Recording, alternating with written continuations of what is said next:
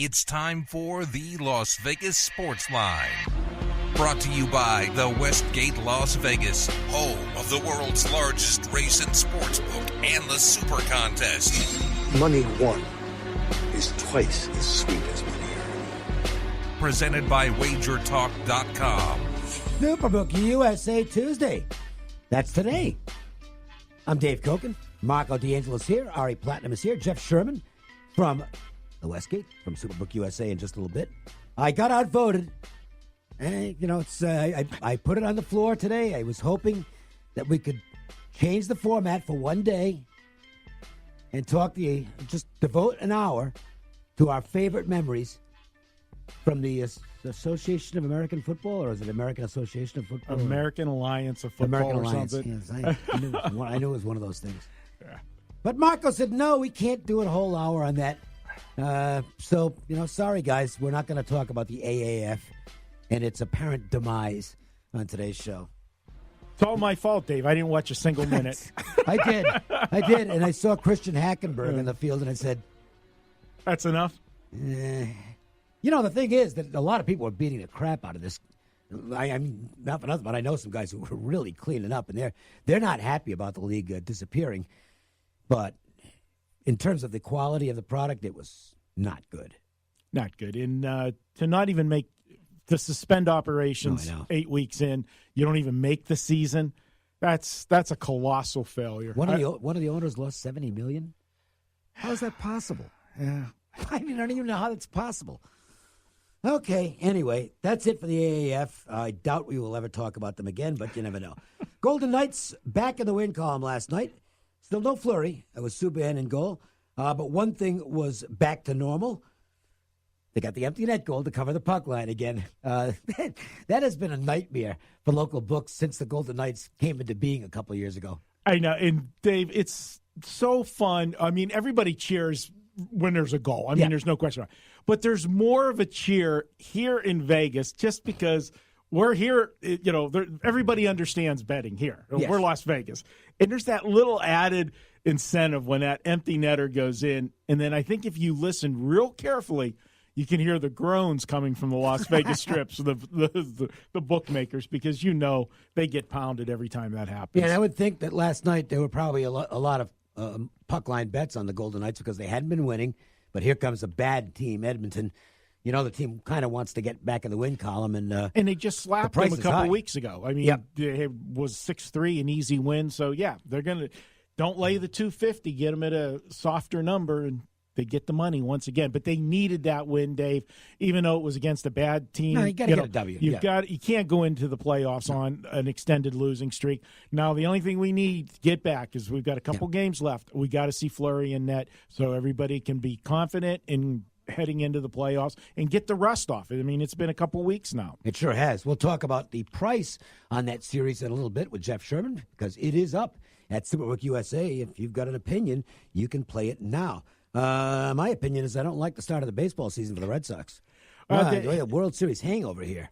It is, Dave, but you know what? I think it's only a half of a hangover. The hangover's on the pitching staff. They can't continue to pitch. They're just not throwing it well. Price was okay last night. Gave up a couple of long balls, but I thought he threw the ball well. But for the first time, they didn't get any hitting. I mean, they had been getting hitting and no pitching. Aaron Brooks? I mean, you got to be kidding me. Well, I told you yesterday in here when we were doing it off air. I had Oakland as my play last night. I didn't think I would win the game 7-0, but I took him as a live dog at home. I didn't think Price would go many innings. And Boston's bullpen after that series over the weekend was pretty overworked. Aaron Brooks. I mean, Mel Brooks. That I could understand. He made him laugh. And they couldn't hit. But Aaron Brooks, jeez. Time for our Tuesday, MJ Christensen 4-4. 1, 2, 3 into the 4. Put them fours up. Put the fours up, I said. Do it right now. Tonight's action is just around the bend, and the guys want to get your night off to a great start. 4. It's the Las Vegas Sportsline's 4 at 4. Not 1, not 2, not 3, but 4. Unbelievable. Listen, coming up on April 8th, 9th, and 10th, It's the annual big estate buying sale at MJ. It's a 3-day event, and you're invited to bring any fine jewelry, silver, platinum, gold, watches, diamonds, estate, antique jewelry, and there's going to be estate buyers there. Immediate payment for your valuables if you're looking to liquidate some assets that are tangible like that. You want to get some money?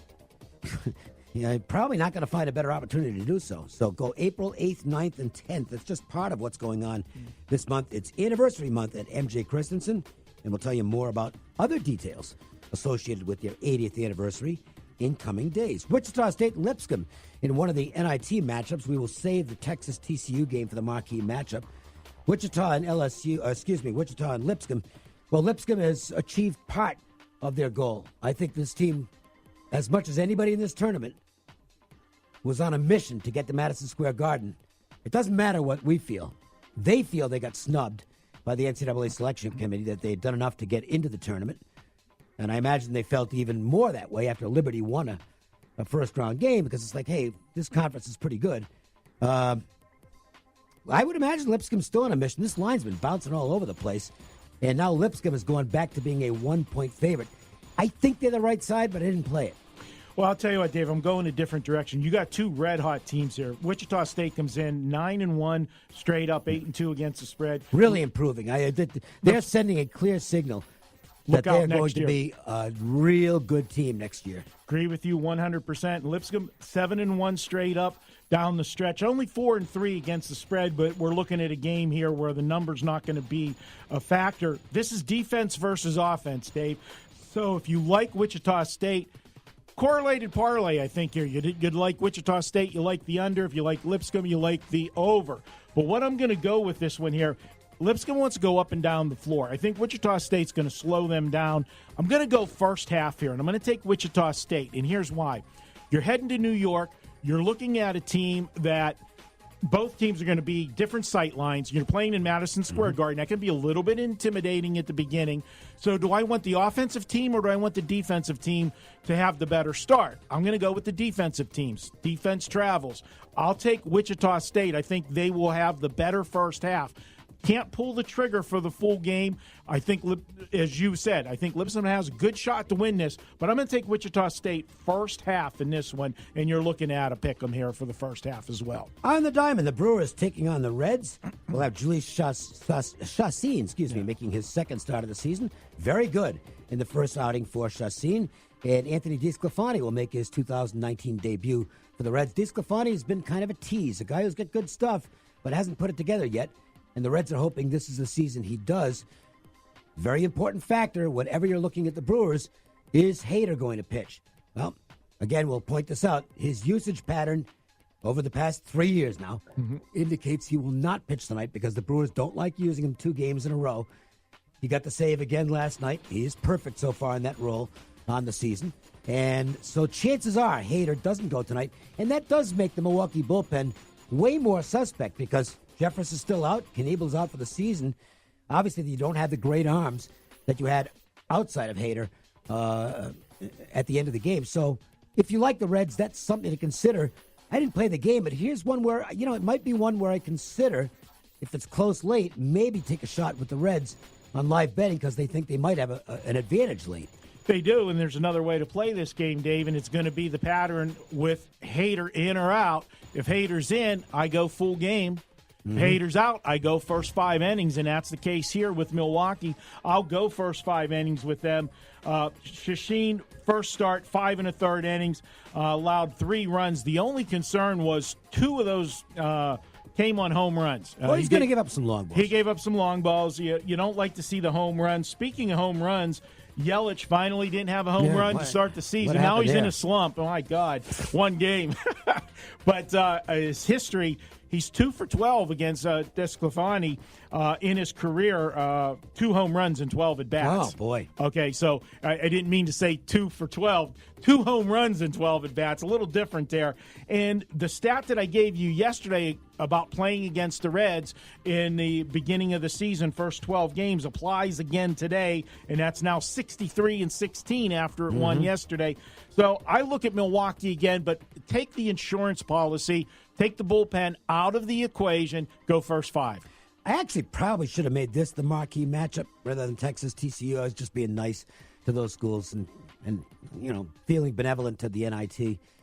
But really the marquee matchup tonight is the Phillies and Nationals, because it's the return of Bryce Harper to Washington, and it's going to be a really exciting atmosphere in Washington for this baseball game. And, by the way, it's Max Scherzer on the mound for the Nationals, so they're big favorites against Eflin and the Phillies. This is a 1 versus 5, basically, but the Phillies are really hot out of the gate. I don't know if I want to lay that much of a price, even with Scherzer on the mound. Scherzer was mid-season form in his debut. 7 2/3 innings, Dave, out of the gate. You generally don't see starters go that deep. He shouldn't have gone that deep, by the way, because Martinez, the moron, he's terrible. He's just terrible. 1-0 in the 7th inning, and he doesn't pinch hit. With you got to send a hitter up in that spot. He's got Matt Adams sitting on the bench, see if he can get lucky against Seth Lugo. And instead, he lets Scherzer bat for himself and then throws him out there in the 8th inning where he was clearly getting tired. But Dave Martinez, he's the worst. He is the worst in-game manager in baseball. And there is the first rant from Dave. No, second, Dave, because I did it the next day. I did it the next day. Yeah. We got to put up an over-under on your rants for Martinez this year. What would you set it at? It's a 162-game season. No, I don't know if he'll be around for 162 because he is the favorite at an offshore location that's posted odds on first manager fired. He's the favorite at 7-1. All right. Well, I'll tell you what, Dave, this is one of those ones. I know what you're saying about a big number and away Phillies out of the gate, but this is a pitching mismatch between these two right now. And I don't like laying this price, so I'll do your trick, Dave. Let's go half a unit on the money line with Washington and a half a unit on the run line. Washington's going to be... I don't do that as much in baseball. Yeah, there's spots for it. This is Washington. You know they're going to be sky high tonight with him coming back. And on the same token, so is Harper. I mean, yeah, I can see. But do you think Harper's going to get anything to hit tonight? Well, it's Scherzer. Scherzer's not going to pitch around anybody. I mean, he's not give him a little chin music. The type. To give him a little chin music tonight. I don't know. I think he's just going to try and get him out. I mean, Scherzer's just a fierce competitor. He's just not the type to say, I better pitch around this guy. He just doesn't do that. I just beat him the first at bat. Rockies and Rays. Blake Snell did not have a great first start, but Tampa ran into a little bit of a home run problem with the Astros. But he's back on the mound tonight in Tampa. The Rays are playing good ball. And Kyle Freeland, tough lefty for the Rockies on the mound as well. No more bargains on Snell at home. No.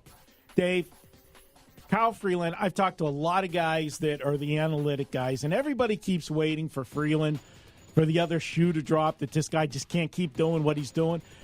You know what? You lose a lot of money stepping in front of guys in streaks. And I know... This isn't a streak anymore. No. I mean, this has been going on for quite a while. This guy's just a good pitcher. He is, and he come right out of the gate.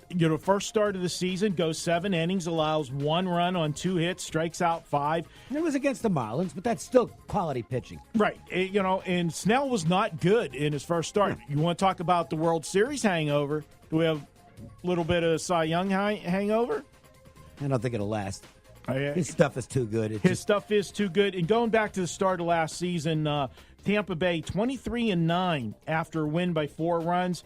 Following a win when Snell's on the mound last year, 12-3 were Tampa. But boy, it's a big number for early in the season. As you said, Tampa Bay, they're a team that, there's no more bargains on them at home and them in Snell, and you're paying it here. I lean to Tampa, but I can't lay that price. If you want to get current odds on the big events, they're always posted on Twitter at Golf Odds. That's the handle for Jeff Sherman, who joins us right now. Hi, Jeff. How are you? Oh, excellent. How's it going, guys? Good. And I guess, I don't keep up a lot on the NFL draft. It's not one of my go-to things. I follow it with passive interest. But I was shocked at this. Apparently, according to the odds, it's over as to who's going to be the first pick in the NFL draft. It's going to be Kyler Murray.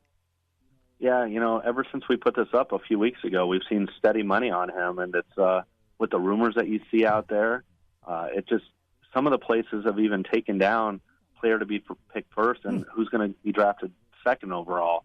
But based on our odds, right now we have Murray 1-25, Bosa 5-1, Quinnen Williams at 12, Josh Allen 25. Everyone else is 100 or higher. So, it's really between Murray and Bosa, but